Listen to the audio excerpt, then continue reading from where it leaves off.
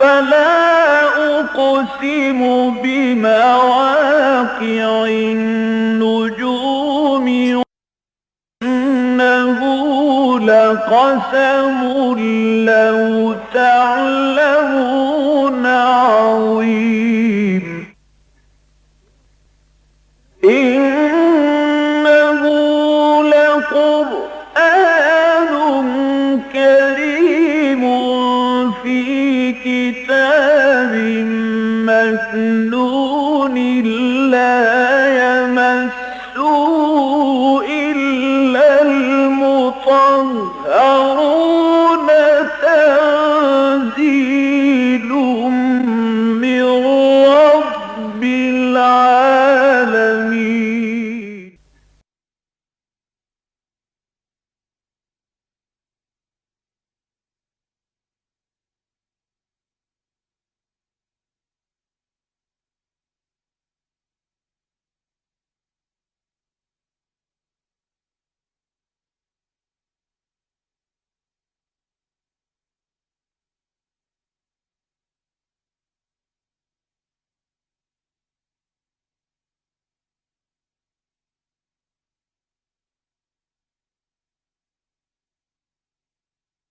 نحمده ونصلي على رسوله الكريم اما بعد فقد قال الله تبارك وتعالى كما ورد في سورة المائدة اعوذ بالله من الشيطان الرجيم بسم الله الرحمن الرحيم ليس على الذين آمنوا وعملوا الصالحات جناح فيما طعموا اذا ما اتقوا وآمنوا وعملوا الصالحات ثم اتقوا وآمنوا ثم اتقوا وأحسنوا والله يحب المحسنين صدق الله العظيم. رب اشرح لي صدري ويسر لي أمري واحلل عقدة من لساني يفقهوا قولي. اللهم ربنا ألهمنا رشدنا وأعذنا من شرور أنفسنا. اللهم أرنا الحق حقا وارزقنا اتباعه وأرنا الباطل باطلا وارزقنا اجتنابه. اللهم اجعلنا من عبادك المحسنين. اللهم اجعلنا من عبادك المحسنين. اللهم اجعلنا من عبادك المحسنين. آمین یا رب العالمین. سورہ مائدہ کی جو آیت ابھی میں نے تلاوت کی ہے، اگرچہ اجمالی طور پر اس کا بیان ہمارے گزشتہ درس میں ہو چکا ہے، لیکن آج اس پر ذرا تفصیلی گفتگو کی ضرورت ہے، اور اس کے لیے پہلے آپ یہ سمجھ لیجئے کہ اس آیہ مبارکہ کا پس منظر کیا ہے، یا جسے ہم کہیں گے قرآنی تفسیری اصطلاح میں اس کا شان نزول کیا ہے۔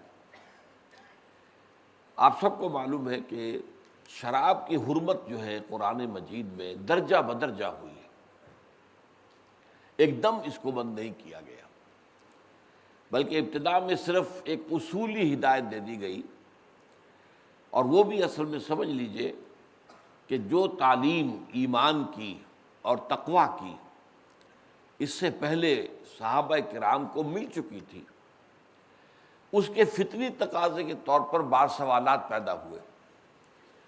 ان کی اپنی طبیعت اب ابا کر رہی تھی ان چیزوں سے کہ جو فی الواقع تو غلط تھیں، خراب تھیں، لیکن ابھی ان کی حرمت کا کوئی حکم نہیں آیا تھا، لہذا وہ سوال کرتے تھے یسألونک عن الخمر والمیسر۔ اب یہ خود سوال جو ہے بتا رہا ہے کہ ان کے اندر، ان میں سے بہت سے لوگوں کے اندر یہ تشویش پیدا ہو چکی تھی کہ یہ شراب تو اچھی شے نہیں ہے، تو یہ آپ سے پوچھتے ہیں شراب اور جوئے کے بارے میں۔ قل فیہما اسم کبیر ومنافع للناس، کہہ دیجئے اس میں بہت بڑا گناہ کا پہلو ہے، ہاں لوگوں کے لیے کچھ فوائد بھی ہیں۔ تھوڑی سی پی لینے سے انسان میں چستی آ جاتی ہے، اس کی ہمت بن جاتی ہے، وہ کوئی ڈپریشن سے نکل آتا ہے، تو یہ فوائد اس کے ہیں۔ تو فرمایا کہ اس کے اندر اس میں یقیناً منافع للناس بھی ہیں، وَإِسْمُهُمَا أَكْبَرُ مِن نَفْعِهِمَا، لیکن ان دونوں چیزوں میں جو گناہ کا پہلو ہے وہ ان کے نفع کے پہلو سے بہت بڑھ کر ہے۔ بس یہاں بات روک دی گئی۔ تو اصولی ہدایت تو آ گئی، اگرچہ ابھی حرمت کا حکم نہیں آیا کہ مت پیو، حرام ہے یہ لکھا گیا۔ ایک بات کا اندازہ البتہ ہو گیا کہ مکروہ شے ہے، ناپسندیدہ شے ہے، پسندیدہ چیز تو نہیں ہے۔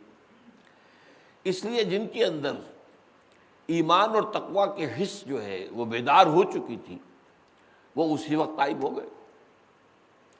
کچھ اور لوگ تھے جو اس وقت تائب تو نہیں ہوئے، دیکھتے رہے، ابھی حرمت کا حکم تو نہیں آیا۔ پھر آیت نازل ہوئی وَلَا تَقْرَبُوا الصَّلَاةَ وَأَنْتُمْ سُكَارَىٰ، نماز کے قریب نہ جاؤ جب کہ تم نشے کی حالت میں ہو، حَتَّىٰ تَعْلَمُوا مَا تَقُولُونَ، یہاں تک کہ تم نشے سے واپس آ جاؤ اور جو تم کہو اسے واقعی سمجھو کہ میں کیا کہہ رہا ہوں۔ نشے کی حالت میں تو پتہ نہیں آدمی کیا بکواس کر دیتا۔ اب اس سے مزید تقویت حاصل ہو گئی ان حضرات کو جنہوں نے پہلے بھی تشویش تھی، تو بہت سے مزید لوگوں نے شراب پینا چھوڑ دیا۔ پھر آخری حکم آیا جو ہم پڑھ چکے ہیں سورہ مائدہ میں، جو رجس بھی کہا گیا، عمل شیطان بھی کہا گیا، فاجتنبوہ، باز آ جاؤ، ہل انتم منتہون، باز آتے ہو کہ نہیں؟ یعنی اب تک تو تمہیں باز آ جانا چاہیے تھا، اب بھی اگر باز نہیں آتے تو ظاہر بات ہے کہ اب یہ معاملہ جو ہے پھر یہ حدود سے تجاوز ہو جائے گا، پھر تو یہ گویا کہ سرکشی ہوگی، اللہ کے احکام سے بغاوت ہوگی۔ اس پس منظر میں اصل میں ایک شدید تشویش پیدا ہوئی صحابہ کرام کو، جو پیتے چلے آ رہے تھے، ساری عمر ہو گئی تھی۔ اب فرض کیجئے ایک شخص 60 برس کا ہے اور شراب پیتا رہا ہے ساری عمر، اور یہ میں آپ کو بتا چکا ہوں کہ جیسے آج کے مغربی معاشرے میں پینے کی اصل چیز تو شراب ہے، پانی تو اصل میں دھونے وونے غسل کرنے کے کام آنے والی بات ہے، برتن دھو لو، جسم کو دھو لو، صاف کر لو، غسل کر لو، یہ دھونا جو ہے کپڑے دھو لو، لیکن یہ کہ اصل میں پینے کی شے وہ تو شراب ہے۔ یہی معاملہ عرب میں تھا، کھانے کے ساتھ ان کے شراب جو ہے وہ ایک مستقل، جیسے ہم کہتے ہیں روٹی پانی، وہاں جو ہے وہ اس کے ساتھ روٹی کے ساتھ شراب، یہ ہو رہا گویا کہ ایک معمول تھا۔ تو جب یہ اسٹرانگ الفاظ آئے، رجس من عمل الشیطان، گندگی ہے، شیطانی عمل ہے، تو اب تشویش پیدا ہوئی کہ ہمیں تو اتنا عرصہ ہو گیا پیتے ہوئے، تو ہمارے تو جسم کے ایک ایک خلیے میں، ایک ایک سیل کے اندر جو ہے یہ نجاست پہنچ چکی ہے، اب ہمارے لیے نجات کیسے ممکن ہوگی؟ اس پر اس تشویش کو رفع کرنے کے لیے یہ آیت نازل ہوئی کہ جو لوگ ایمان اور عمل صالح پر کاربند رہے ہیں اور جس چیز کی حرمت کا حکم آ گیا اس سے رک گئے ہیں، البتہ جس چیز کی حرمت کا حکم ابھی نہیں آیا، چاہے وہ مکروہ شے تھی، چاہے وہ ناپسندیدہ تھی، اس میں وہ ملوث رہے ہیں، لیکن جیسے ہی حکم آیا باز آ گئے، تو انہوں نے اس سے پہلے جو کھایا پیا اس پر کوئی مواخذہ نہیں ہوگا۔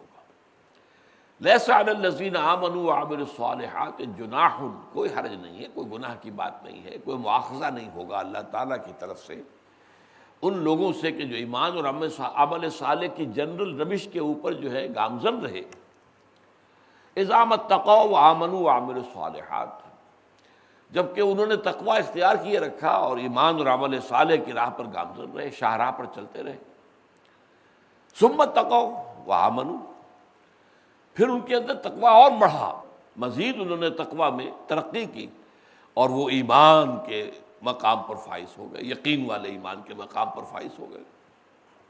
ثم اتقوا، پھر اور تقوی میں ان کے اضافہ ہوا، اصلاح میں اور پیش قدمی کی، اور اس کے بعد یہ کہ ثم اتقوا واحسنوا، پھر وہ مقام احسان پر فائز ہو گئے۔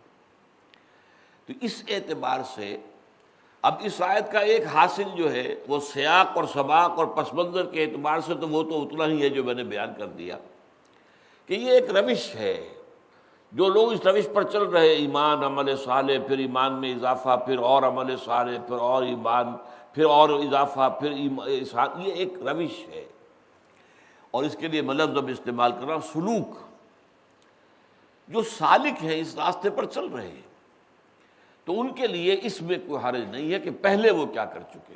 چنانچہ سود کے بارے میں بھی جب حکم آیا تو یہ تھا وَلَهُ مَا سَلَفَ، اب جو کچھ پہلے کھایا پیا جا چکا ہے وہ اللہ تعالیٰ اس کو معاف کرنے والا ہے۔ اب اس کا یہ نہیں ہوگا پچھلا حساب دو، سارا تم نے ساری عمر میں کتنا سود کھایا ہے یا کتنا سودی کاروبار کیا، آج توبہ کرو، پچھلا حساب اللہ صاف کر دے گا۔ یہی معاملہ ہو گیا تھا تحویل قبلہ پر کہ 16 مہینے تک حضور کے حکم کے تحت صحابہ نے بیت المقدس کی طرف رخ کر کے نماز پڑھی ہجرت کے بعد۔ اب ہجرت سے پہلے جب تک آپ مکے میں تھے تو وہاں نظری طور پر یہ ممکن تھا کہ بیک وقت کعبہ بھی سامنے ہو اور بیت المقدس بھی سامنے ہو۔ آپ کعبے کی جنوبی دیوار جو ہے، یہ جو اہم ترین حصہ ہے کعبے کا، جن میں ایک جو کونا ہے اس میں تو حجر اسود لگا ہوا ہے، دوسرا کونا وہ جسے رکن یمانی کہتے ہیں، اور انہی دونوں کے مابین خاص طور پر اس دعا کی تلقین ہے ربنا آتنا فی الدنیا حسنۃ وفی الآخرۃ حسنۃ وقنا عذاب النار۔ باقی اور 3 جوانب جو ہیں، 3 اطراف جو ہیں، اس جو طواف آپ کر رہے ہیں اس میں آپ جو چاہیں دعا مانگیں، لیکن یہاں یہ دعا جو ہے یہ مستحب ہے۔ اب ادھر کوئی شخص کھڑا آگے ہوتا تھا تو اس کے سامنے کعبہ تو ہے ہی ہے، لیکن عین اسی سیدھ میں بیت المقدس بھی تھا۔ اس کو اصطلاح میں کہتے ہیں استقبال القبلتین، 2 قبلوں کا رخ کر دینا۔ ایک ہی، یوں سمجھیے کہ ایک تیر میں 2 شکار، آپ نے رخ کیا ہے اور آپ کے سامنے کعبہ بھی ہے اور مسجد اقصیٰ بھی ہے، یروشلم بھی ہے۔ مدینے میں آ کر ایسا ممکن نہیں تھا، مدینہ درمیان میں ہے، بیت المقدس شمال میں ہے اور مکہ جنوب میں ہے۔ اب آپ مکے کو فیس کریں گے تو ظاہر بات ہے پشت ہوگی بیت المقدس کی طرف، بیت المقدس کو فیس کریں گے تو پشت ہوگی کعبے کی طرف۔ لیکن بہرحال پہلا فیصلہ یہی تھا، اس میں تفصیل میں نہیں جانا چاہتا کہ آیا یہ کسی وحی خفی کی بنیاد پر تھا یا حضور کا اپنا اجتہاد تھا، واللہ عالم۔ لیکن حضور کا حکم تھا اور ادھر رخ کر کے نماز پڑھی گئی۔ لیکن حضور کو خود بھی تشویش رہی کہ یہ اصل جو ہے قبلہ وہ تو کعبہ ہے، پہلا قبلہ ہے حضرت ابراہیم، ان اول بیت وضع للناس للذی بمکہ، پہلی مسجد تو تعمیر جو ہوئی ہے روئے ارضی پر لوگوں کے لیے کہ اللہ کی عبادت کرے، وہ تو مکے میں تھی۔ اس اعتبار سے اصل قبلہ وہ ہے، تو کب وہ حکم آتا ہے قد نرى تقلب وجهك في السماء فلنولينك قبلة ترضاها، تو اس اعتبار سے حضور کو بھی تشویش تھی، انتظار تھا کہ کب تحویل قبلہ کا حکم آئے اور میں اپنا رخ پھیر دوں۔ وہ جب آیا آپ نے رخ پھیر دیا۔ اب یہ تشویش پیدا ہو گئی، اور ظاہر بات ہے کہ وہاں ایک ایلیمنٹ یہود کا ایسا تھا جنہوں نے اس سچویشن کو ایکسپلائٹ کیا۔ یہ کیسا دین ہوا جس کا قبلہ ہی معین نہیں ہے؟ پہلے یہ شمال کی طرف رخ کر کے نماز پڑھ رہے تھے اور اب جنوب کی طرف۔ یہ کیسے نبی ہیں جن کا قبلہ ہی معین نہیں ہے؟ تو اس سے ظاہر بات ہے جو مسلمانوں میں بھی تشویش پیدا ہوئی، اور خاص طور پر سادہ طبیعت کے مسلمان، اور ان کو ظاہر بات ہے یہ بھی معلوم تھا کہ نماز تو اہم ترین عبادت ہے، الصلاۃ عماد الدین۔ اب اگر اصل قبلہ یہ ہے تو گویا کہ وہ جو ہم نے نمازیں پڑھی وہ تو غلط ہو گئی، ان نمازوں کا اب کیا ہوگا؟ اور جو اسی دوران میں فوت ہو گئے ان کا کیا بنے گا؟ تو وہاں بھی آپ کو معلوم ہے کہ آیات نازل ہوئی تھی، ما کان اللہ لیضیع ایمانکم، اللہ تمہارے ایمان کو ضائع کرنے والا نہیں ہے۔ یہ تو ایک امتحان تھا، آزمائش تھی، 2 امتحان لے لیے اللہ نے۔ مدینے میں آ کر جن لوگوں کو آبائی اور قومی محبت تھی کعبے کے ساتھ، ان کا امتحان ہو گیا کہ آیا رسول کا حکم یہ جو ہے بالا تر رہے گا یا اپنی آبائی اور قبائلی اور روایتی جو محبتیں ہیں وہ بالا تک رہے گی؟ تو مسلمانوں نے ثابت کر دیا کہ رسول کا حکم بالا تر ہے۔ رسول کا حکم آیا اور پشت جو ہے وہ کعبے کی طرف ہو گئی، تو ان کا امتحان ہو گیا۔ چنانچہ وما جعلنا القبلة التي كنت عليها الا لنعلم من يتبع الرسول ممن ينقلب على عقبيه، یہ تو ہم نے ایک امتحان بنایا تھا کہ ہم دیکھیں کون ہیں وہ لوگ جو رسول کا اتباع کرتے ہیں اور وہ ان سے علیحدہ ہو جائیں، کہ جو اپنی ایڑیوں کے بل پیچھے واپس لوٹ جائیں کہ یہ کیا ہوا، ہمارا تو آبائی قبلہ، ہمارا آبائی جو جگہ ہے، مرکز ہے، وہ تو کعبہ ہے، کعبہ کی طرف ہم پشت کر کے نماز پڑھیں، یہ ممکن نہیں ہے۔ نہیں، ایسا نہیں ہوا۔ معلوم ہوا کہ ایمان ان کے دلوں میں گھر کر چکا تھا۔ وَلَٰكِنَّ اللَّهَ حَبَّبَ إِلَيْكُمُ الْإِيمَانَ وَزَيَّنَهُ فِي قُلُوبِكُمْ، تو اسی پر فرمایا کہ اس وقت وہ حکم تھا تم نے اس کی پیروی کی، اب یہ حکم ہے اس کی پیروی کر رہے ہو، تو وہ بھی ٹھیک تھا اور یہ بھی ٹھیک ہے۔ اصل شے حکم ہے اللہ کا اور اس کے رسول کا صلی اللہ علیہ وسلم۔ تو یہ ہے اصل میں وہ چیز کہ جو ایک جو مذہبی ذہن بن جاتا ہے اور اس میں حساسیت اگر زیادہ ہو، وہ نیکی کا جذبہ اگر زیادہ ہو، تو پھر وہ ان چیزوں کے بارے میں بہت زیادہ حساس ہو جاتا ہے. تو اس کو رفع کرنے کے لیے تشویش کو یہ آیت نازل ہوئی. پس منظر اور سیاق و سباق کے اعتبار سے تو یہ بات کافی ہے، لیکن اس آیت میں ضمنی طور پر ایک نہایت اہم مضمون بیان ہوا ہے، جسے میں کہہ رہا ہوں سلوک دینی. سلوک کہتے ہیں چلنے کو، راستہ. اس راستے کے اندر ظاہر بات ہے مقامات بھی آتے ہیں. آپ نے تصوف کی اصطلاحات میں سنا ہوگا مقامات. یہ سالک مقامات میں کھو گیا جو آتے ہیں. جب انسان روحانی منزلیں طے کر رہا ہوتا ہے تو مختلف مقامات آتے ہیں. اب اگر کوئی سالک کسی خاص مقام کی رنگینی اور اس کے اندر جو خوبصورتی ہے اسی میں محو ہو گیا تو پھر تو یہ کہ اس کا جو اگلا سفر ہے رک جائے گا. مقامات سے گزرتے ہوئے آگے جانا ہے.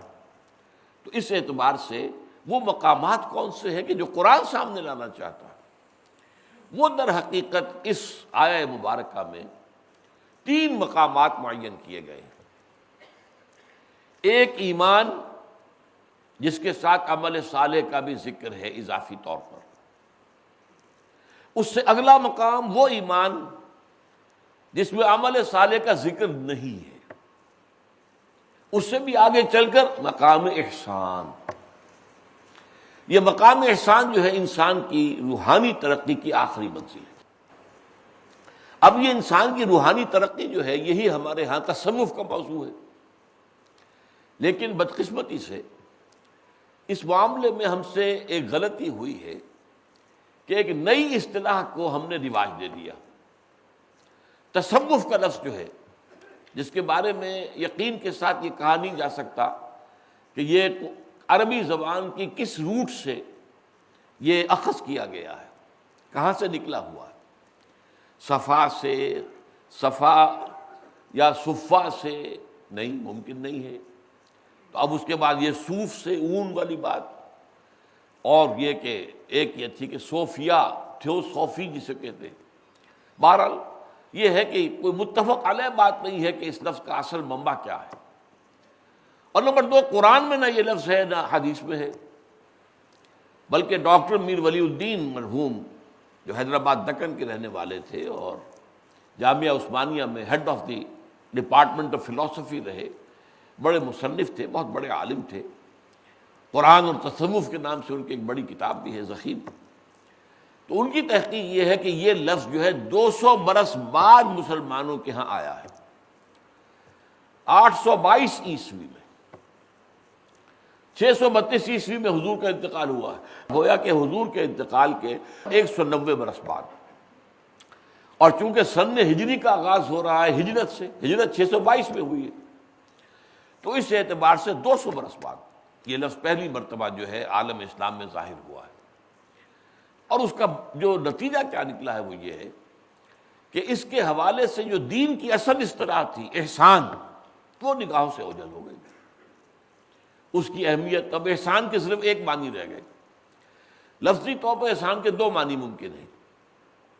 حسن سے یہ لفظ بنا ہے، حسن خوبصورتی، زیبائش، آرائش، کوئی شے جو دل کو لبھانے والی ہو، پسند آنے والی ہو، کہ مختلف اعتبارات سے. حسن صورت بھی ہے، حسن سیرت بھی ہے، حسن. اب اس حسن سے احسان باب افعال میں جب آئے گا تو اس کے 2 معنی ممکن ہیں. ایک معنی ہے کسی دوسرے کے ساتھ حسن سلوک کرنا، اور ایک معنی ہے جو کام بھی کریں اس کے اندر خوبی پیدا کرنا، حسن پیدا کرنا، عمدہ سے عمدہ، اعلیٰ سے اعلیٰ، خوبصورت سے خوبصورت انداز میں وہ کام کرنا.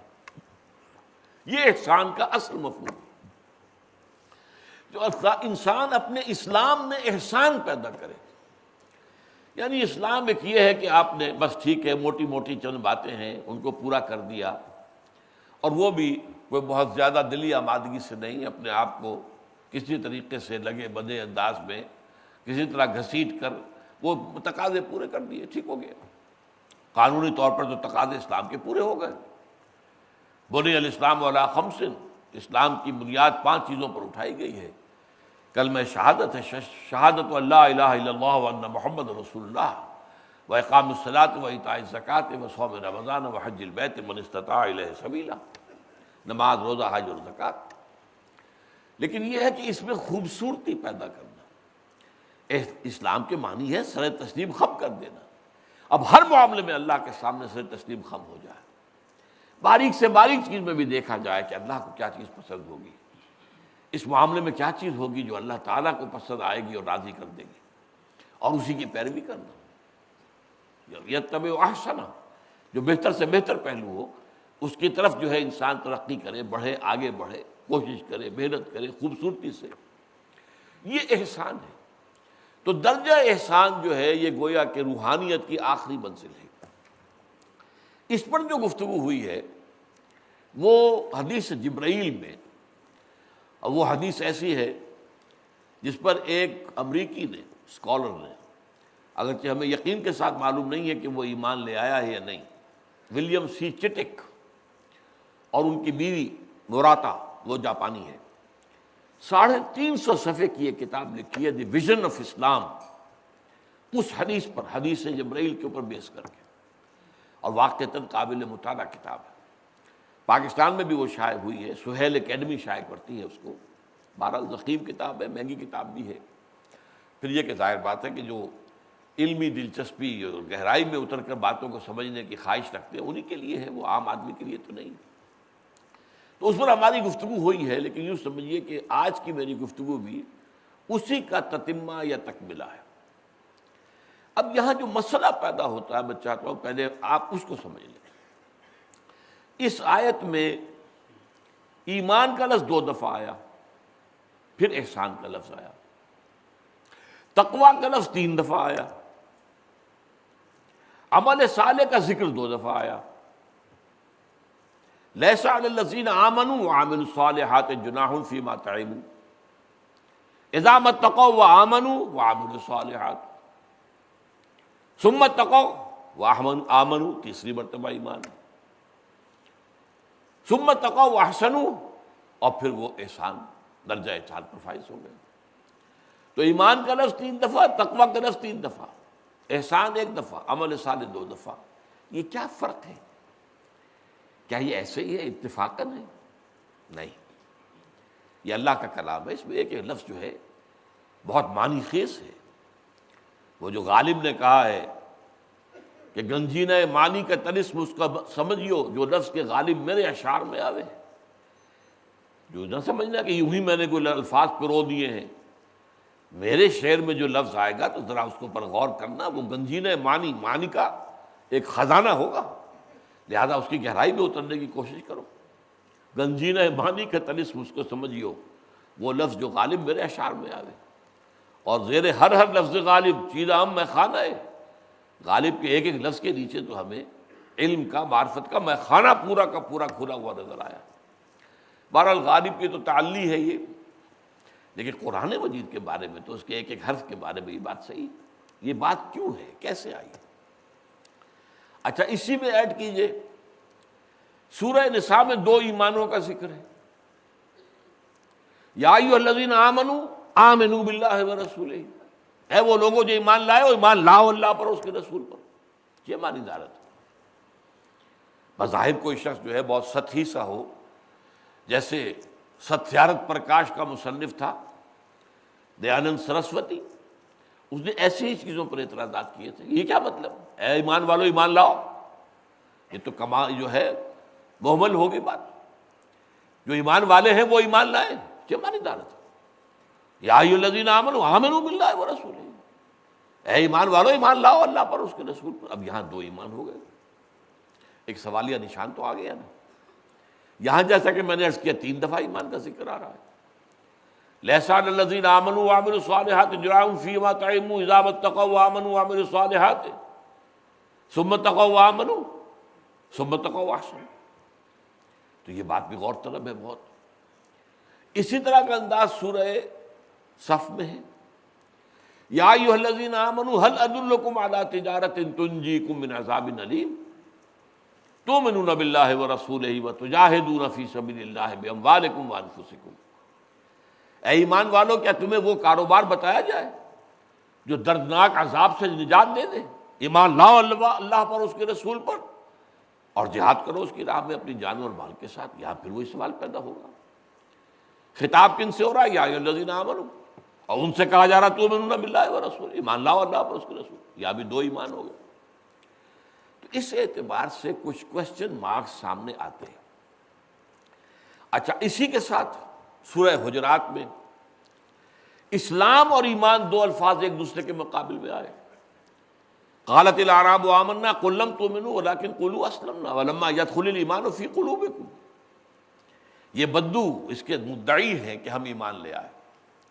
اے نبی ان سے کہہ دیجیے تم ایمان ہرگز نہیں لائے ہو، بلکہ یوں کہو کہ ہم مسلمان ہو گئے، اسلام لے آئے، اور ابھی تک ایمان تمہارے دلوں میں داخل نہیں ہوا۔ اب یہاں اسلام ورسس ایمان۔ پھر قرآن مجید میں سورہ نساء میں وہ آیت بھی ہے کہ اگر تم کہیں نکلو سفر پر اور کوئی شخص تم سے جو ملاقات کرے وہ اپنا اسلام ظاہر کرے، کہے کہ میں بھی مسلمان ہوں، تو مت کہو لست مومنا، تم نہیں کہہ سکتے کہ تم مومن نہیں ہو، اس لیے کہ اگر اسے مومن مان لیں گے، مسلمان مان لیں گے، تو اس کی جان اور مال جو ہے وہ تو اب گویا کہ پوری طریقے سے محفوظ ہو گئی، آپ اس سے کوئی چیز چھین نہیں سکتے۔ اگر وہ مشرک ہے، کافر ہے، تو ٹھیک ہے، پھر اسے آپ قتل بھی کر سکتے ہیں، اس کا مال بھی آپ لے سکتے ہیں۔ اب یہ بڑا چونکہ ایک کریٹیکل ایشو تھا، فرمایا نہیں، وہ کہہ رہا ہے میں مسلمان ہوں، تو میں ماننا پڑے گا میں مسلمان ہوں، جبکہ کوئی اور چیز معلوم نہیں ہے۔ ہاں کوئی شخص جو ہے وہ کلمہ شہادت کے بعد فرض کیجئے یہ کہتا ہے میں قرآن کو تو نہیں مانتا، اب اس کی تکفیر کی جائے گی، وہ ایک علیحدہ شے ہے بالکل۔ تکفیر ایک سیکنڈری فینومینن ہے۔ اگر کسی شخص کے بارے میں اور کچھ معلوم نہیں، قطعاً کچھ معلوم نہیں، وہ کہتا ہے اشہد ان لا الہ الا اللہ واشہد ان محمد رسول اللہ، you have to accept him as a Muslim and you can't deny that you are not a مومن۔ how can you؟ تم نے کیا دلوں کو چیر کر دیکھ لیا ہے؟ تم تو نہیں جانتے، ایمان تو دل کے اندر ہوتا ہے۔ اور یہی بات میں نے کئی مرتبہ واقعہ سنایا، حضرت اسامہ ابن زید کا رضی اللہ تعالی عنہما، عین حالت جنگ میں دو بدو مقابلے میں ایک مشرک کے ساتھ مقابلہ ہوا، اور جب مشرک نے یہ دیکھا کہ میری بس ہو گئی، اب میں مقابلہ نہیں کر سکتا، میں بالکل زیر ہو گیا ہوں، انہوں نے کلمہ شہادت پڑھ دیا۔ حضرت اسامہ نے یہ سوچا جو میں اور آپ ہوتے تب بھی یہی سوچتے یقیناً کہ اس نے بہانہ بنایا جان بچانے کا، ہیلا کیا، لہذا انہوں نے اسی بنیاد پر تلوار چلا دی، گردن اڑا دی۔ اس کے بعد یہ ہمیں معلوم نہیں، تحقیق نہیں کہ حضور کو کسی اور نے اطلاع دی یا خود حضرت اسامہ نے جا کر یہ بات پوچھی۔ دغدغہ تو ہو گیا دل میں، یہ میں نے ٹھیک کیا یا غلط کیا؟ حضور نے ناراضگی کا اظہار کیا، اے اسامہ کیا کرو گے جب قیامت کے دن کلمہ شہادت تمہارے خلاف استغاثہ لے کر آئے گا؟ اے اللہ میرے ہوتے ہوئے تلوار چلائی اس کو۔ تو یہ اہمیت ہے، آپ کسی کو نہیں کہہ سکتے۔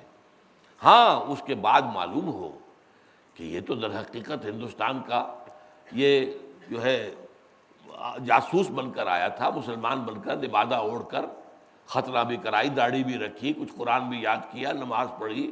چنانچہ آپ کے علم میں ہے کہ ہمارے یہاں سیالکوٹ ایریا کے اندر کچھ خبریں ایسی آئی تھی بعض مساجد میں جو انڈیا کے جاسوس کئی سال تک بطور امام کام کرتے رہے، تو بعد میں کھلا کہ ان کے حجروں میں سے ٹرانسمیٹرز وغیرہ برآمد ہوئے، وہ یہاں کی ساری نقل و حرکت جو تھی فوج کی وہ پہنچاتے تھے۔ اب اس کے بعد اس پر اقدام جو آپ چاہیں کریں، جیسا کہ میں نے کہا کہ اگر کوئی شخص کلمہ شہادت کے بعد آپ وہ اور کچھ معلوم نہیں ہے تو وہ اسلام کے لیے کافی ہے، لیکن بعد میں معلوم ہوا کہ یہ قرآن کا منکر ہے، یا یہ ختم نبوت کا منکر ہے، یا یہ حضور کے بعد کسی اور کو نبی مانتا، اب تکفیر کی جائے گی، یہ تکفیر ہے۔ تو اس اعتبار سے یہ تمام مسائل بڑے گمبھیر ہیں۔ اب یہ جو معاملہ ہے ان کا حل کیا ہے، اصل میں سوچنے کی بات ہے۔ سمپلسٹ فارم کیا ہے؟ دو اسلام ہے، دو ایمان ہے۔ قانونی اسلام کلمہ شہادت کہتے ہی آپ کا داخلہ ہو گیا۔ حقیقی اسلام ہمتاً اللہ کے سامنے اپنی گردن کو جھکا دینا، اپنے آپ کو بچھا دینا، یہاں سے لے کر وہاں تک ز عشق تاب صبوری ہزار فرسنگ است۔ ہماری ان گفتگوؤں میں تو معلوم ہوتا ہے کہ اسلام کی تو کوئی خاص اہمیت ہے ہی نہیں، اصل اہمیت تو ایمان کی ہے۔ لیکن ہم دیکھتے ہیں سورہ بقرہ میں 15ویں رکوع میں حضرت ابراہیم اور حضرت اسماعیل علیہ السلام دعا کر رہے ہیں اللہ سے، وَإِذْ يَرْفَعُ إِبْرَاهِيمُ الْقَوَاعِدَ مِنَ الْبَيْتِ وَإِسْمَاعِيلُ رَبَّنَا تَقَبَّلْ مِنَّا إِنَّكَ أَنْتَ السَّمِيعُ الْعَلِيمُ رَبَّنَا وَاجْعَلْنَا مُسْلِمَيْنِ لَكَ وَمِنْ ذُرِّيَّتِنَا أُمَّةً مُسْلِمَةً لَكَ۔ وہ دعا کر رہے ہیں، اے اللہ ہم جو یہ خدمت کر رہے ہیں تیرے لیے گھر، تیری عبادت کے لیے، اس ہماری سعی و جہد کو شرف قبول عطا فرما، تو سب کچھ سننے والا، دیکھنے والا، جاننے والا۔ اور اللہ ہم دونوں باپ بیٹا کو اپنا فرما بردار مسلمان بنائے رکھ۔ اب اسلام کتنی بڑی شے ہے۔ اگلے رکوع میں حضرت ابراہیم کے بارے میں آتا ہے وَمَن يَرْغَبُ عَن مِّلَّةِ إِبْرَاهِيمَ إِلَّا مَن صَفِيَ نَفْسَهُ وَلَقَدِ اصْطَفَيْنَاهُ فِي الدُّنْيَا وَإِنَّهُ فِي الْآخِرَةِ لَمِنَ الصَّالِحِينَ إِذْ قَالَ لَهُ رَبُّهُ أَسْلِمْ قَالَ أَسْلَمْتُ لِرَبِّ الْعَالَمِينَ۔ جب جب بھی کہا اس کے رب نے اس سے کہ سر جھکا دو، اس نے سر جھکا دیا۔ اللہ نے کہا بیٹے کو ذبح کر دو، تیار ہو گیا، چھری ہاتھ میں لے کر پھیر دی گردن پر۔ اس حد تک وَإِذِ ابْتَلَىٰ إِبْرَاهِيمَ رَبُّهُ بِكَلِمَاتٍ فَأَتَمَّهُنَّ۔ اب یہ ساری کیفیت اسلام کے تحت آ گئی۔ تو اسلام وہ ابتدائی شے بھی اسلام ہے، اس دین میں داخلے کا دروازہ، جیسے دروازہ آپ نے کراس کیا داخل تو ہو گئے، دروازے کے اندر آ گئے، ٹھیک ہے دین میں تو آ گئے، لیکن اس دین کے اندر اب اس کا حسن الاسلام، اسلام کا احسان کی مرتبہ تب ہوگا جب پوری زندگی ہمہ تن، ہمہ وجوہ، ہمہ جہت اللہ کے سامنے جھکا دی گئی ہو، پوری اپنی مرضی جو ہے اللہ کی مرضی کے سامنے لا کر ڈال دی گئی۔ یہ اسلام تو قانونی اسلام، حقیقی اسلام، قانونی ایمان، حقیقی ایمان۔ قانونی ایمان زبان سے کہا آمنت باللہ کما ہوا باسمائہ وصفاتہ وقبلت جمیع احکامہ اقرار باللسان وتصدیق بالقلب۔ آمنت باللہ وملائکتہ وکتبہ ورسلہ والیوم الآخر والقدر خیرہ وشرہ من اللہ تعالی والبعث بعد الموت۔ آپ مسلم مومن ہو گئے۔ قانونی ایمان کا تعلق قول سے ہے، اقرار باللسان سے، لیکن حقیقی ایمان یہ ہے جب کہ ایمان دل کی گہرائیوں میں جاگزی ہو جائے، وہ حقیقی ایمان ہے۔ اس حقیقی ایمان کے کیا اثرات ہوں گے، کیا ثمرات ہوں گے، اس کی کیا علامات ہوں گی، اس درخت میں کیا برگوبار آئیں گے، کیسے پھول پتے لگیں گے، کیسے پھل آئیں گے، یہ موضوع قرآن میں آپ کو جا بجا کھلا ملے گا۔ انما المؤمنون الذین آمنوا باللہ ورسولہ ثم لم یرتابوا وجاہدوا باموالہم وانفسہم فی سبیل اللہ۔ مومن تو صرف وہ ہیں جو ایمان لائے اللہ پر، اس کے رسول پر، پھر شک میں ہرگز نہیں پڑے اور جہاد کیا انہوں نے اللہ کی راہ میں اپنے مالوں اور جانوں کے ساتھ۔ مومن تو صرف وہ ہے۔ یہ زبان سے کہہ دینے سے کیا مومن بن گئے تم، لیکن قانونی ایمان وہی ہے۔ قانونی ایمان لست مومنا، نہیں کہہ سکتے اس شخص سے جو اثناء سفر میں جو اجنبی تمہیں ملا ہے اور تمہارا گمان غالب ہے کہ وہ مشرکین میں سے ہے، لیکن وہ اپنے آپ کو مسلمان ظاہر کرتا ہے، تم نہیں کہہ سکتے لست مومنا، نہیں کہہ سکتے کہ تم مومن نہیں۔ این حالت جنگ میں جس نے کلمہ شہادت پڑھا ہے، تم نہیں کہہ سکتے کہ اس نے یہ جھوٹ بولا ہے۔ حضور سے بھی، حضور نے جب سوال کیا تھا حضرت اسامہ سے، تو حضرت اسامہ نے یہ کہا کہ حضور اس نے جان بچانے کے لیے ہیلا کیا تھا، آپ نے اس کی نفی نہیں کی، یہ نہیں کہا تم غلط کہتے ہو۔ فرمایا حلا شققت قلبہ، تو کیا تم نے اس کا دل چیر کر دیکھ لیا تھا؟ تمہیں کیسے معلوم ہوا کہ وہ صرف ہیلا کر رہا ہے؟ یہ تو اس کی نیت کی بات تھی، وہ نیت تو وہ جانتا اور اللہ جانتا ہے۔ تو اسلام اور ایمان کے درمیان دو اسلام اور دو ایمان، قانونی اسلام اور قانونی ایمان مساوی ہے، ایک شے کا نام ہے، کال دی روز بائی یعنی نیم۔ قانونی سطح پر مسلم کو مومن کو، مسلم کو مومن کو، ایک ہی بات۔ اسی طرح حقیقی ایمان، حقیقی اسلام یہ بھی ایک ہے۔ حقیقی ایمان وہ ہے کہ جو قلب میں راسخ ہو یقین کی شکل میں، تو ظاہر بات ہے کہ انسان کا عمل تو اس کے تابع ہو جائے گا، پھر پورا وجود جو ہے، کیونکہ انسان کے وجود کے اوپر حکمران تو یہی قلب ہے۔ جیسا کہ حضور نے فرمایا الا ان فی الجسد مضغۃ اذا صلح صلح الجسد کلہ واذا فسدت فسد الجسد کلہ الا وہی القلب۔ آگاہ ہو جاؤ، جسم انسانی میں ایک لوتھڑا ایسا ہے، اگر وہ درست ہو جائے سارا جسم درست ہو جائے گا، اگر وہ خراب ہو سارا جسم خراب ہوگا۔ اور جان لو وہ قلب ہے، قلب میں ایمان ہے تو پورا وجود جو ہے اس سے منور ہو جائے گا۔ اللہ نور السماوات والارض مثل نورہ کمشکاۃ فیہا مصباح المصباح فی زجاجہ الزجاجۃ کأنہا کوکب دری یوقد من شجرۃ مبارکۃ زیتونۃ لا شرقیۃ ولا غربیہ۔ یہ ہمارے منتخب نصاب میں اس کا جو حصہ دوم ہے اس کا اہم سبق ہے، آیات نور، سورہ نور کی بہت ہی اہم آیات، بلکہ قرآن مجید کی اہم ترین آیات میں سے، لیکن اس وقت میں تفصیل میں نہیں جا سکتا۔ قلب منور ہو گیا ایمان سے، پورا جسم جو ہے منور ہو جائے گا، لیکن قلب میں اندھیرا ہے، فساد ہے، ایمان نہیں ہے، تو پورے جسم کے اندر اندھیرا ہوگا، فساد ہوگا۔ اس اعتبار سے قانونی اسلام، قانونی ایمان یہ ایک شے ہے، حقیقی اسلام، حقیقی ایمان ایک شے ہے۔ لیکن ہمارے ہاں ہو کیا رہا ہے؟ بدقسمتی سے قانونی اسلام یا ایمان ہی کو سمجھ لیا گیا ہے اصل ایمان، اور اسی پر ان ساری احادیث کو منطبق کیا جاتا ہے کہ جس میں حضور نے خبر دی ہے کہ جس کے دل میں ایمان ہوگا یا جو صدق کے دل سے یہ کلمہ کہے گا وہ جنت میں جائے گا۔ ظاہر بات ہے، یہ تو صحیح ہے، صدق کے دل سے جو کہے گا اس کے تو دل میں اتر چکا ہے۔ لیکن یہ ہے کہ ہم نے اس قانونی اسلام جس کا تعلق ہے اقرار کے ساتھ یا قانونی ایمان، اس کے اوپر مبنی کر دیا ہے کہ آخرت کا معاملہ سارا اس پر مبنی نہیں۔ یہ مرجیہ کا عقیدہ ہے جو حنفی مسلک ہے اس کے خلاف ہی ہے۔ حنفی مسلک میں ایک بات تو ہے، اس لیے کہ وہ قانونی ایمان کے بارے میں حضرت امام ابو حنیفہ گفتگو کر رہے ہیں، وہ چونکہ فقیہ ہیں، اور واقعہ یہ ہے کہ پوری دنیا میں جو ٹاپ کے قانون کے ماہرین، جیورسٹ، ان میں میرے خیال میں بہت اونچا مقام امام ابو حنیفہ کا ہے۔ وہ ہر معاملے کے لیگل اسپیکٹ پر غور کرتے ہیں، یہ ان کا چونکہ ظاہر بات ہے کہ فقیہ ہے، اور یہ ان کا ایک پہلو ہے، ان کی توجہ کا ارتکاز ادھر ہے۔ تو قانونی ایمان اس پہ ان کی بات بالکل درست ہے، جبکہ وہ یہ کہتے ہیں، اگرچہ کہتے تو یہ ہے کہ ایمان کیا ہے؟ تصدیق و قول، دل سے تصدیق اور زبان سے قول، لیکن عمل کو اس کا حصہ نہیں مانتے۔ عمل کو کہتے ہیں وہ ایک جدا گانا شے ہے، ڈفرنٹ اینٹی آل ٹوگیدر۔ اگرچہ اس کا یہ مطلب نہیں ہے کہ نجات کا دار و مدار عمل پر نہیں ہے، وہ میں بعد میں ابھی عرض کرتا ہوں، لیکن وہ یہ سمجھتے ہیں کہ ایمان اور عمل صالح یہ ایک شے نہیں ہے، یہ دو چیزیں علیحدہ ہیں۔ البتہ ایمان میں تصدیق بالقلب اور اقرار باللسان دونوں ضروری ہیں، لیکن اب دنیا کے لیول پر سوچئے، تصدیق بالقلب کو ویریفائی کرنے کا ہمارے پاس کوئی ذریعہ نہیں۔ How do we know? We can't know it.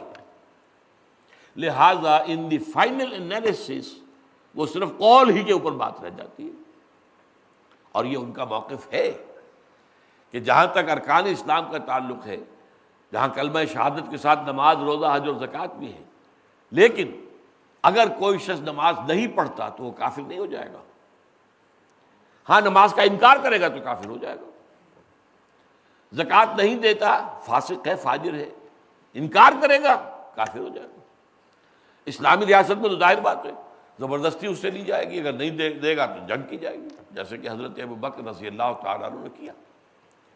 لیکن یہ کہ کافر نہیں ہو جاتا وہ، تو گویا کہ ارکان اسلام میں سے بھی صرف شہادت یہی باقی رہ گئی۔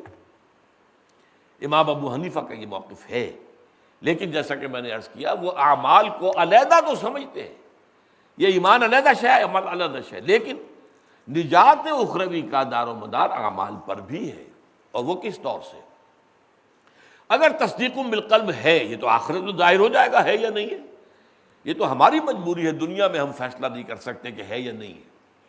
آخرت میں اللہ سے معاملہ ہے، اللہ تو جانتا ہے، علیم بذات الصدور۔ اگر اس کے علم میں ہے کہ یہاں ایمان تو تھا، اب دیکھیں گے اعمال، اگر ایمان ہی نہیں تھا تو اعمال کا سوال ہی پیدا نہیں ہوتا، پھر اعمال کے حساب کتاب کی تول کی ضرورت نہیں ہے۔ لا نقیم لہ یوم القیامت وزنا، وزن اعمال ایسے لوگوں کے لیے نہیں ہے جن کے اندر ایمان ہو ہی نہ سرے سے، وہ تو سیدھے کہا جہنم میں جائیں گے۔ ہاں ایمان ہے، کمزور ہے، لیکن یہ کہ اس کے بعد اعمال کو دیکھیں گے۔ اب اعمال میں اگر نیکیوں کا پلڑا بھاری ہے، گناہ بھی ہے، معصیت ہے، کوتاہیاں ہیں، تقصیرات ہیں، لیکن یہ کہ نیکیوں کا پلڑا بھاری ہے تو سیدھا جنت میں جائے گا انسان۔ اور اگر اعمال میں گناہوں کا پلڑا بھاری ہو گیا تو جہنم میں داخل ہوگا، اور وہاں وہ پھر اپنے گناہوں کے بقدر حساب دے کر اور سزا پا کر پھر وہ وہاں سے نکالا جائے گا اور جنت میں جائے گا۔ تو ایمان اگر تھا تو بالآخر تو جنت میں آ جائے گا، لیکن جہنم میں اس کا یہ دوڑ تھوڑا قیام بھی کوئی ایسی معمولی بات نہیں ہے۔ سات مستقر و مقامہ، بہت بری جگہ ہے، تھوڑی دیر ٹھہرنے کے لیے بھی اور مستقل قیام کے لیے بھی۔ یہ جو بہت خوبصورت تقابل کیے گئے ہیں، سائمیٹری کنٹراسٹ جو ہے سورہ فرقان کے آخر میں، جنت حسنت مستقر و مقامہ، بہترین خوبصورت ترین شے ہوگی مستقل قیام کے اعتبار سے بھی اور تھوڑی دیر کے لیے بھی، اور جہنم ساعت مستقر و مقامہ، وہ بہت ہی بری جگہ ہے، تھوڑی دیر کے قیام کے لیے بھی اور مستقل قیام کے لیے بھی۔ اس کے پیچھے اصل کیا شے ہے؟ آپ دیکھیے دنیا میں حسین ترین علاقہ، آپ وہاں چلے جائیے، کشمیر چلے جائیے، سوئٹزرلینڈ چلے جائیے، کس قدر خوبصورتی ہے، کیا رعنائی ہے، کتنا دل کو لبھا دینے والے مناظر ہیں۔ مستقل وہاں رہنا پڑے تو وہ کوئی خوبصورتی اور رعنائیت ختم ہو جائے گی، پھر اس میں کوئی انسان کو حسن نظر نہیں آئے گا، بس رہ رہا ہے مستقل، عادی ہو گیا، اب اس کے اندر کوئی دل کو لبھانے والا پہلو ہے ہی نہیں۔ لیکن جنت وہ جگہ ہے کہ جہاں ہمیشہ رہیں گے اور اس کی رعنائیوں میں کوئی کمی نہیں آئے گی۔ اسی طرح جہنم اس کے برعکس، مستقل رہنا تو خیر جو عذاب کا اس کی انتہا ہے اس کا ہم تصور بھی یہاں نہیں کر سکتے، لیکن ذرا سے دیر کا بھی معاملہ اگر ہو گیا تو اس کی ساری سختیاں اور اس کے اندر جس قدر بھی عذاب کی جو شدت ہے وہ ساری کی ساری واضح ہو جائے گی۔ تو اس پہلو سے ساتھ مستقر و مقامہ، تھوڑی دیر ٹھہرنا بھی اس کو یہ نہیں لائٹلی نہیں لینا چاہیے کہ چلیے کوئی بات نہیں۔ یہ لائٹلی لینے کا نتیجہ تھا یہود کا لن تمسنا النار الا ایاما معدودات۔ اچھا ہمارے ہاں کیا ہوا ہے کہ اگرچہ امام ابو حنیفہ کا موقف وہ ہے جو میں نے ابھی بیان کیا، لیکن عام طور پر ہمارے جو عوام ہیں، عوام الناس، جہلا، وہ چونکہ قانونی ایمان ہی کو ایمان سمجھ لیتے ہیں، اور قانونی ایمان وہ تو ہے اقرار باللسان والی بات، اور اسی پر نجات کے دار و مدار۔ تو اگر ایمان تھوڑا سا بھی ہوا تو نجات تو ہو جائے گی، لیکن قانونی ایمان پر معاملہ نہیں ہے اللہ کا۔ اللہ نے ایمان قلبی کا معاملہ ہے، تھوڑا سا بھی ہے تو بالآخر نجات ہو جائے گی، بالکل نہیں ہے تو اعمال کا سوال ہی پیدا نہیں ہوتا نیکی اور بدیوں کے وزن کرنے کا۔ اور اگر ایمان تھا، کمزور تھا، زیادہ قوی نہیں تھا، اور اس ایمان کے تحت نیک اعمال بھی ہوئے ہیں، اور اس ایمان کے ضعف کی وجہ سے کچھ انسان سے کوتاہیاں بھی ہوئی ہیں، لغزشیں بھی سرزد ہوئی ہیں، تو پھر وزن اعمال ہوگا۔ تو اس حوالے سے یہ جو امام ابو حنیفہ کا موقف ہے، جس کو کہ کہا جاتا ہے یار ایمان و قول، تو انالیسس فائنل یہی ہے کہ ان کا معاملہ قول ہی پر بنتا ہے، ولا یزید ولا ینقص، نہ گھٹتا ہے نہ بڑھتا۔ اس کے برعکس امام بخاری بات کرتے ہیں الایمان قول و عمل، اور اس میں امام بخاری ہی نہیں ہے، امام مالک بھی ہے، امام شافعی بھی ہے، امام احمد بن حنبل بھی ہے۔ ہماری جو اہل سنت کی تین جو مسلک ہے فقہ کے، ان کے تینوں کا ائمہ جو ہے موجود ہیں اس میں امام بخاری کے ساتھ، صرف امام ابو حنیفہ علیحدہ ہے۔ اب ان کا قول جو ہے الایمان قول و عمل، وہ ہے حقیقی ایمان کے بارے میں۔ یہ تطبیق ہے جو اللہ تعالیٰ نے مجھے توفیق دی ہے کہ ان دونوں کے مابین، کہ بظاہر تو یہ بعد المشرقین ہے، الایمان قول لا یزید ولا ینقص، الایمان قول و عمل و یزید و ینقص۔ ایمان تو مجموعہ ہے قول اور عمل کا، عمل صالح ایمان کا جزو لا ینفک ہے۔ جس ایمان کے ساتھ عمل صالح نہیں ہے اس ایمان کی کیا قیمت ہے، کیا دھیلے کا بھی نہیں ہے۔ جیسا کہ حدیث میں آتا ہے لا یزنی الزانی حین یزنی وہو مومن ولا یسرق السارق حین یسرق وہو مومن ولا یشرب الخمر حین یشرب وہو مومن. کوئی زانی حالت ایمان میں زنا نہیں کرتا.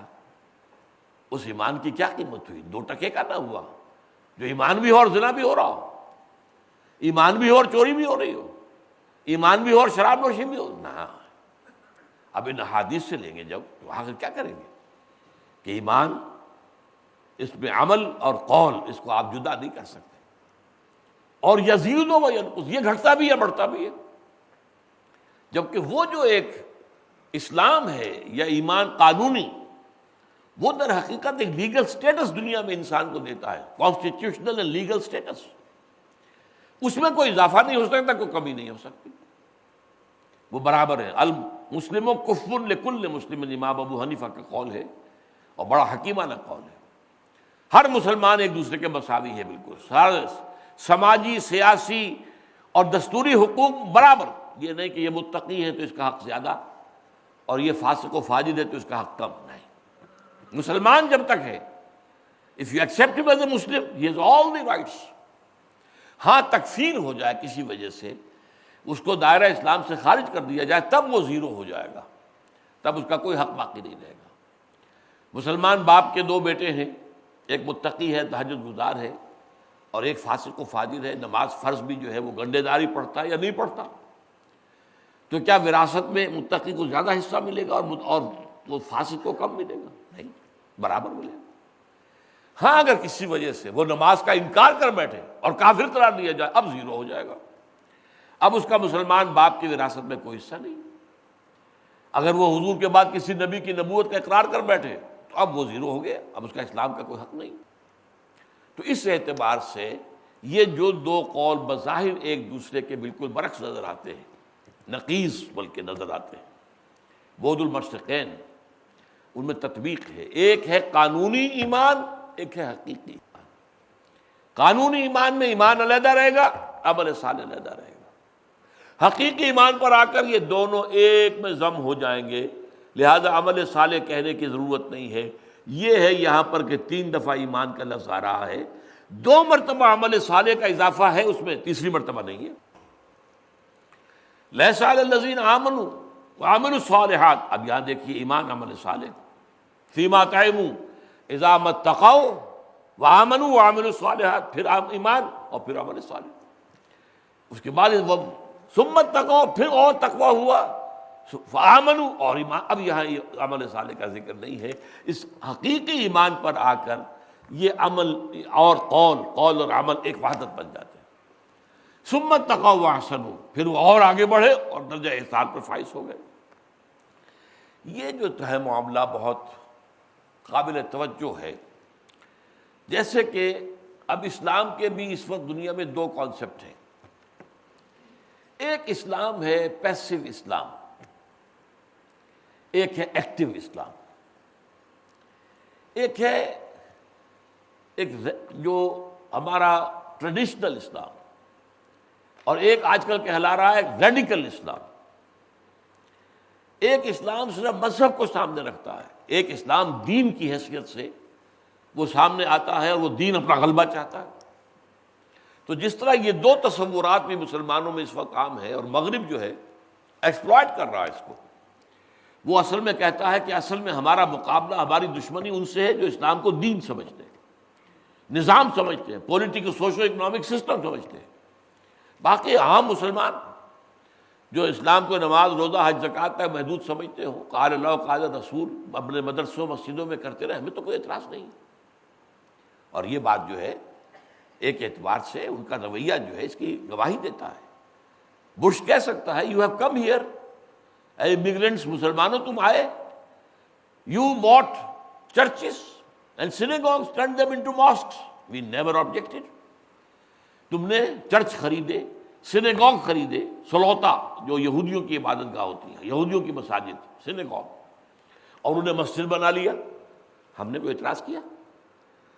تم نے ہمارے ہاں لاکھوں، خاص طور پر جو افرو امریکنز ہیں، بلیک امریکنز، ان کو مسلمان کر لیا، ہم نے کوئی اعتراض کیا؟ تو مذہب اسلام سے ہماری کوئی جنگ نہیں. دین اسلام کے ساتھ ہمارا معاملہ جو ہے کہ وہ تو پھر ہمارے مقابلے میں آ گیا. ہمارا ایک سسٹم ہے, ہمارا ایک سیاسی نظام ہے, سیکولر نظام ہے, وہ اس میں ہیومن ساورنٹی, پاپولر ساورنٹی کی بنیاد پر قانون سازی ہوگی. انسانوں کے نمائندے جو چاہیں گے قانون بنائیں گے. آپ کہیں گے یہ تو حرام ہے, حرام ہوا کرے. ہماری پارلیمنٹ کی اکثریت نے فیصلہ کیا قانون تو یہی رہے گا. اب رکھو اپنے پاس حلال اور حرام, اپنی مسجدوں میں جا کے قرآن کی تلاوت کر لیا کرو یا کہیں اور. لیکن یہاں تو نظام چلے گا ڈیموکریسی کا, secular democracy based on popular sovereignty. ہمارا تو کیپٹلزم کا نظام چلے گا, free market, free economy based on interest, capitalism یہ چلے گا. اس کے مقابلے میں ہم کسی نظام کو نہیں آنے دیں گے, اس سے ہماری جنگ ہے. تو جس طرح یہ دو تصورات جو ہیں ہمارے ہاں, ایک حرکی اسلام ہے جس میں حرکت ہے, تحریک ہے, اسی طرح کا معاملہ قابل غور ہے انڈیویجولز کے اندر بھی. ایک اسٹیٹک قسم کا اسلام ہے, جامد. اس دوسرا اسلام, اس کے اندر دین وہ ڈائنامک, آگے سے آگے بڑھنے کی کوشش کرنا, نہ صرف دنیا کے اندر دین کو غالب کرنے کی جد و جہد میں, بلکہ خود اپنی اندرونی کیفیات کے اعتبار سے, اپنے تزکیہ نفس کے اعتبار سے, اپنے اسلام کو ذاتی سطح پر بھی زیادہ سے زیادہ حسین بنانا, خوبصورت بنانا, اس کے اندر دل فریبی پیدا کرنا, اس کے اندر جو حسن پیدا کرنا. اس کے لیے یہ جو سلوک ہے یہ بھی در حقیقت تحریک اسلامی جسے ہم کہتے ہیں, اس کے دونوں اسپیکٹ سامنے رہنے چاہیے. ایک تحریک ہے آؤٹ سائڈ, میں اپنے سے باہر جو جد و جہد کر رہا ہوں, بھاگ دوڑ کر رہا ہوں, دین کو پھیلانا, دین کی دعوت عام کرنا, لوگوں کو جمع کرنا, بلانا, دعوت دینا, منظم کرنا. لیکن ایک یہ کہ میں اپنے اندر بھی اس سفر کو طے کر رہا ہوں یا نہیں کر رہا, اس کی طرف سے جو ہے عدم توجہ ہی نہیں ہونی چاہیے. چنانچہ اس پہلو سے میں آج ریکمنڈ کروں گا آپ کو مولانا مودودی مرحوم کا ایک کتابچہ, بہت ہی قیمتی, تحریک اسلامی کی اخلاقی بنیادیں. چند کتابچے مولانا کے وہ بڑی ابدی حقیقتوں والے کتابچے ہیں. شہادت حق کے نام سے ایک بہت اہم کتابچہ ہے. اسلامی حکومت کیسے قائم ہوتی ہے, ایک بہت اہم کتابچہ ہے. اسلام کا نظریہ سیاسی, بہت اہم کتابچہ ہے. اسی طرح یہ تحریک اسلامی کی اخلاقی بنیادیں, اس میں 4 اصطلاحات کی مولانا مودودی نے تشریح کی ہے. اسلام, ایمان, تقوی, احسان. جہاں تک ان اصطلاحات کا تعلق ہے اس کی بہت خوبصورت تشریح ہے, اور یہ کہ یہ ایک سلوک ہے, اسلام سے ایمان, تقوی, پھر احسان. احسان بلند ترین منزل ہے, جس کا کہ ہمارے ہاں اصل میں نے جیسا کہ عرض کیا کہ اسے تصوف کا نام دے کر ایک علیحدہ شے بنا دیا گیا, اور اس سے دوہرے نقصانات ہوئے. جو قرآن اور سنت کی زیادہ پابندی کرنا چاہتے ہیں انہیں توجہ اس لیے ہٹ گئی, یہ کون سا لفظ ہے, کہاں سے آ گیا ہے, یہ تو اجنبی سے لفظ ہے, نہ قرآن کا لفظ ہے نہ حدیث کا لفظ ہے. انہوں نے اس کے اندر اتر کر اس کے ایسنس پر غور کرنے کی ضرورت نہیں سمجھی کہ ایسنس تو اسلامک ہے, اس کا روحانی ترقی, روحانی بالغگی. انسان جو ہے ان مقامات سے اوپر اٹھتا چلا جائے, وہ صرف مسلمان ہونے پر قانع نہ ہو جائے, بلکہ یہ کہ اس سے آگے وہ ایمان کا درجہ حاصل کرے. اور اس ایمان کے درجے میں بھی اس ایمان کی وہ شدت جس کو کہ حدیث میں جبرائیل میں کہا گیا, جب پوچھا گیا کہ اخبرنی عن الاحسان, تو جواب کیا تھا حضور کا صلی اللہ علیہ وسلم, ان تعبد اللہ کانک تراہ فإن لم تکن تراہ فإنہ یراک. یا ایک دوسری روایت میں کیا الفاظ ہیں, ان تعبد للہ کانک تراہ فإن لم تکن تراہ فإنہ یراک. تم اللہ کی بندگی کرو, پرستش کرو, عبادت کرو, اطاعت کرو, اللہ کے لیے بھاگ دوڑ کرو, جد و جہد کرو, محنت کرو, سعی کرو, اس کیفیت کے ساتھ کہ گویا کہ تم اللہ کو دیکھ رہے ہو. جب ایمان اس گہرائی تک پہنچ جاتا ہے, اس شدت تک, اب اس کا تعلق ہے انٹینسٹی آف ایمان سے. اور آج پھر میں اس کو دہرا دوں, ایمان زبان پر آ گیا, قانونی ایمان, اشہد ان لا الہ الا اللہ واشہد ان محمد رسول اللہ, آپ قانونی مومن یا مسلمان تو ہو گئے. اب اگلا مرحلہ ایمان دل میں داخل ہو جائے, ایک لفظ غور کیے, داخل ہو جائے, یہ دوسرا مرحلہ ہے. تیسرا مرحلہ یہ اتنی گہرائی میں اتر جائے, اس کی انٹینسٹی, اس کی ڈیپتھ اتنی ہو جائے کہ یقین کی وہ کیفیت پیدا ہو جائے کہ جو کسی شے کو آنکھوں سے دیکھ کر یقین ہوتا ہے کہ ہاں آگ ہے۔ ایک تو یہ ہے کہ آپ نے دیکھا کہیں سے دھواں اٹھ رہا ہے، تو آپ کی عقل اور منطق آپ کو کیا بتائے گی؟ آگ لگی ہوگی وہاں پر، اس لیے کہ میرے دماغ کے کمپیوٹر کی میموری میں یہی ہے کہ جہاں دھواں وہی ہوتا ہے جہاں آگ لگی ہو، لہذا اگر دھواں ہے تو آگ ہے، لیکن آگ آپ نے دیکھی نہیں۔ یہ علم الیقین کہلاتا ہے کہ آپ کو علم ہو گیا کہ یہاں آگ ہوگی، لیکن عین الیقین یہ ہے کہ آپ نے آگ دیکھ لی، آگے گئے جا کے دیکھا واقعی آگ بھڑکی ہوئی ہے، یہ عین الیقین۔ عین الیقین کے درجے تک ایمان کا پہنچ جانا یہ احسان ہے۔ یہ دل کا معاملہ جو اس کی گہرائیوں کا آپ اندازہ نہیں کر سکتے۔ دل دریا سمندروں ڈونگے، کون دلا دیا جانے ہوں، اس کی کیا وجہ ہے؟ یہ دل جو ہے یہ در حقیقت روح کا مسکن ہے، اور اس روح کا تعلق براہ راست اللہ کی ذات کے ساتھ ہے۔ جب اس روح کے اندر ایمان پوری طریقے سے مزین ہو جائے، اب یہی بات جو ہے سورہ حجرات میں آئی ہے، میں نے اس لیے 3 دفعہ کہا تھا داخل ہونا داخل ہونا داخل ہونا۔ داخل ہونا ایمان کا نقطۂ آغاز ہے، حقیقی ایمان کا، اور راسخ ہو جانا، مزین ہو جانا، یہ اس کی آخری منزل ہے۔ چنانچہ ایک طرف یہ فرمایا قالت الاعراب آمنا قل لم تؤمنوا ولکن قولوا اسلمنا ولما يدخل الايمان في قلوبكم۔ یہ بدو دعویٰ کر رہے ہیں کہ ہم ایمان لے آئے، نبی ان سے کہہ دیجئے تم ایمان ہرگز نہیں لائے ہو، یوں کہو کہ ہم ایمان اسلام لے آئے، اور ابھی تک ایمان تمہارے دلوں میں داخل نہیں ہوا۔ یہ تو تھا وہ انٹری، دل میں داخل ہو جانا، اور جب یہ داخل ہو کر راسخ ہو کر مزین ہو جائے، خوبصورت ہو جائے، درجہ احسان۔ اسی سورہ حجرات کی آیت میں ہے صحابہ کرام سے خطاب کر کے وَلَكِنَّ اللَّهَ حَبَّبَ إِلَيْكُمُ الْإِيمَانَ وَزَيَّنَهُ فِي قُلُوبِكُمْ۔ اللہ کا تو تم پر بڑا کرم ہوا ہے اے محمد کے صحابہ کہ اس نے تمہارے نزدیک ایمان کو بہت محبوب کر دیا ہے، اور اسے تمہارے دلوں میں کھبا دیا ہے، تمہارے دلوں میں حسین بنا دیا ہے۔ زَيَّنَهُ، یہ کیفیت احسان کی ہے، ان تعبد اللہ کأنک تراہ فإن لم تکن تراہ فإنہ یراک۔ یہ کیفیت در حقیقت پیدا کرنا، یہ بھی مقاصد میں شامل ہونا چاہیے۔ صرف اسلام کے اوپر قانع ہو جانا نہیں۔ یہ جو 2 ایکٹیویزم ہیں، نوٹ کر لیجئے، ایمان کی بنیاد پر 2 ایکٹیویزم سامنے آئیں گے۔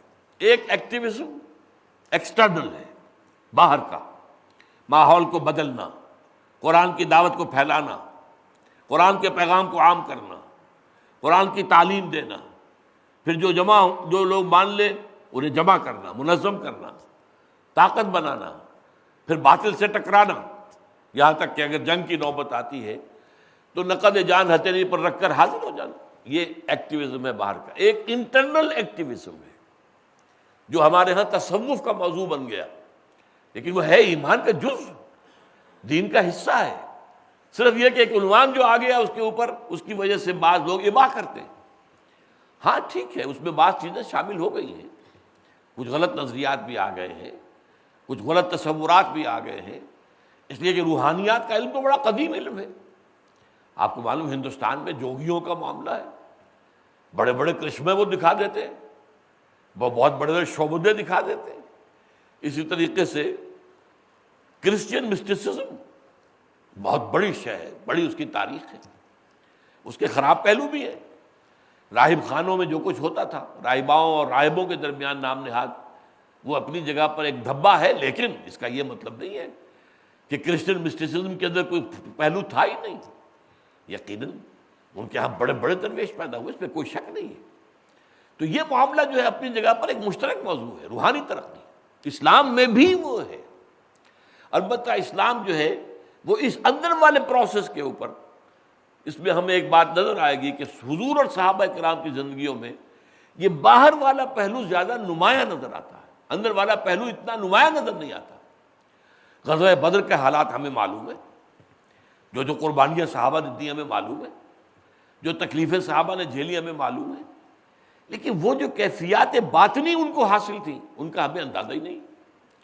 اور یہ کہ بعض اوقات انسان جو ہے ان کی طرف سے بے توجہی برتتا ہے، تو یہ چیز جو ہے یہ غلط ہے، اس کے لیے وہ انٹرنل ایکٹیویزم جو ہے اس کی بھی پوری توجہ ہونی چاہیے، اور اس اعتبار سے یہ آیہ مبارکہ جو ہے یہ ہمارے لیے گویا کہ روشنی کا مینار ہے، اور اس کی پھر شرح جو ہے وہ حدیث جبرائیل ہے۔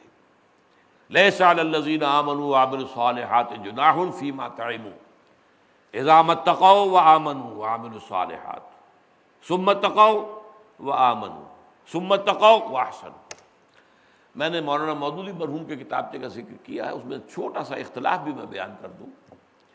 مولانا نے ان چاروں کو مقامات کا درجہ دے دیا ہے، اسلام، ایمان، تقوی، احسان۔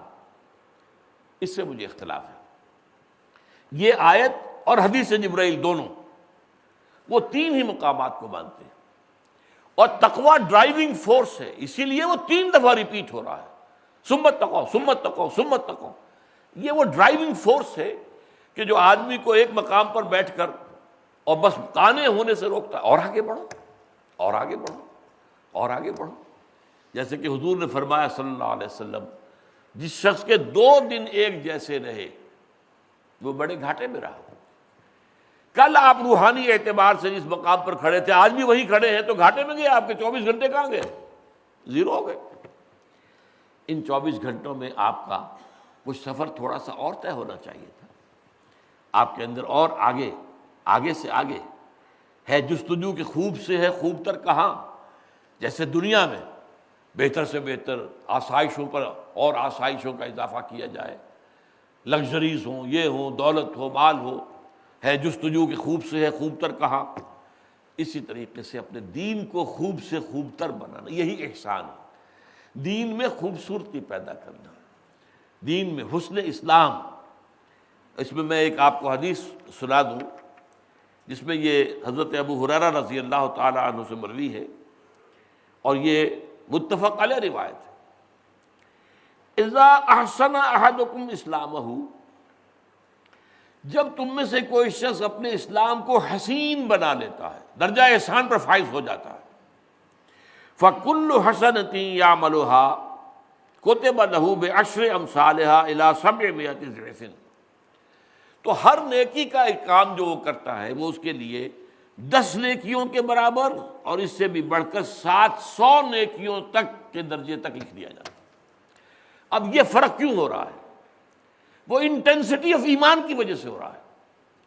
عمل وہی ہے، اس عمل کے اندر اس کے پیچھے ایمان کی انٹینسٹی کس درجے کی ہے، اس کی وجہ سے اس کی ویلیو اللہ کی نگاہ میں بڑھتی جا رہی ہے، 10 گنا سے لے کر 700 گنا تک۔ لیکن یہ کہ وہ وَكُلُّ سَيِّئَةٍ يَعْمَلُهَا، اگر کوئی خطا، غلطی، کوئی خرابی سرزد ہو جاتی ہے، كُتِبَ بِمِثْلِهِ، تو وہ اس کے بس ایک برائی لکھی جاتی ہے، وہ 10 گنا یا 100 گنا یا 700 گنا نہیں ہوتی، لیکن نیکی جو ہے 10 سے لے کر 700 گنا تک۔ یہ ہے اصل میں وہ انٹینسٹی آف ایمان، جس کے بارے میں ایک اور جو حدیث میں الفاظ آتے ہیں، قیامت کے دن یہ ایمان ہمارا جو ہے، جس کا کہ یہاں جو منبع سرچشمہ جو ہے وہ تو قلب کے اندر ہے، تو قیامت کے میدان میں یہ روشنی کی شکل میں ظاہر ہوگا، جبکہ گھپ اندھیرا ہوگا، بلصراط جسے ہم کہتے ہیں عام اصطلاح میں۔ جب اس پر سے گزرنا ہوگا اور ٹھوکریں کھا کھا کر لوگ جو ہے وہ جہنم میں نیچے گر رہے ہوں گے، وہ پل جو ہے جہنم کے اوپر ہے، تو وہاں اہل ایمان کو ایمان کی روشنی جو ہے ان کے سامنے آ جائے گی اور وہ اس روشنی میں راستہ طے کر جائیں گے۔ لیکن فرمایا حضور نے اس کے اندر جو ہے بڑا فرق ہوگا، کچھ لوگوں کا تو بس اتنا ہی ہوگا نور کہ ان کے اپنے قدموں کے آگے روشنی ہو جائے گی، وہ بھی بہت غنیمت، ٹھوکر کھانے سے تو بچیں گے نا، اندھیری رات میں گھپ اندھیرے میں آپ کو جانا، ٹارچ ہو تو کتنی بڑی شے معلوم ہوتی ہے وہ۔ لیکن کچھ لوگ حضور نے فرمایا ان کے ایمان کی روشنی اتنی ہوگی کہ اس کی روشنی مدینے سے صنعاء تک پہنچے گی، یہ یمن کا دارالسلام۔ تو اب آپ اندازہ کیجئے کہ حضرت ابوبکر کا ایمان کس درجے کا ہوگا، اس سے بھی آگے بڑھ کر حضور کا ایمان کس درجے کا ہے صلی اللہ علیہ وسلم رضی اللہ تعالی عنہ۔ یہ ہے اصل میں اسلام، ایمان، احسان، جو حدیث جبرائیل میں آئے اور جس کو ذرا تھوڑے سے فرق کے ساتھ اس آیہ مبارکہ میں بیان ہوا۔ اللہ تعالی ہمیں دین کے دونوں حرکی پہلوؤں پر گامزن ہونے کی توفیق عطا فرمائے، ایک اندرونی روحانی اور ایک جو ہے انقلابی دنیا کے اندر اللہ کے دین کو غالب کرنے کی جد و جہد۔ بارک اللہ لی و لکم فی القرآن العظیم ونفعنی وإیاکم بالآیات والذکر الحکیم۔